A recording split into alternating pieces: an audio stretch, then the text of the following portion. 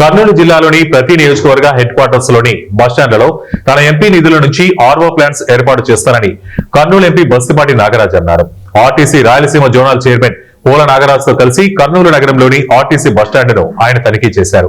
ఈ సందర్భంగా బస్టాండ్ లో కల్పిస్తున్న సౌకర్యాలు, సమస్యలపై అడిగి తెలుసుకున్నారు. ఎంపీ ఉచిత బస్సు ప్రయాణ పథకంపై మహిళా ప్రయాణికులతో మాట్లాడారు.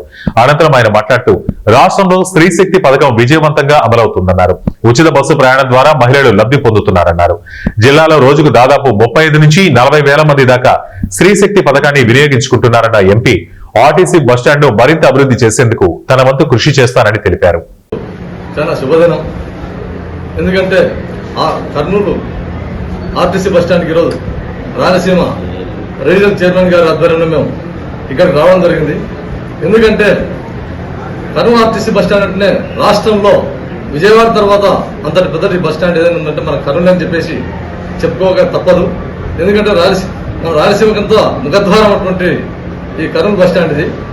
ముఖ్యంగా నేను చెప్పేది అంటే రాష్ట్ర ప్రజలంతా బాగా గమనించాలా. గత ప్రభుత్వం చేసినటువంటి నిర్వాహకంతో ఏ విధంగా ఉండేదో మీరు చూశారు. మన ప్రభుత్వం వచ్చిన తర్వాత, మన మంచి ప్రభుత్వం, కుటుంబ ప్రభుత్వం వచ్చాక ఈ స్త్రీ శక్తి పథకాన్ని, ఈ ఉచిత బస్సు ప్రయాణాన్ని ఈ కుటుంబ ప్రభుత్వం అమలు చేస్తుందా లేదా? తెలంగాణ అయితేనేమి, కర్ణాటక అయితేనేమి, మిగతా రాష్ట్రాల్లో కొంచెం ఒడిదుడుకుల్లో నడుస్తూ ఉంది ఈ పథకం.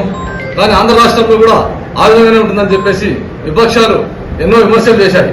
వాటన్నింటినీ ధీటుగా సమాధానం చెప్తూ మన గౌరవ ముఖ్యమంత్రి వర్యులు నారా చంద్రబాబు నాయుడు గారు బ్రహ్మాండంగా ఈ పథకాన్ని అమలు చేసే విధానం చూసి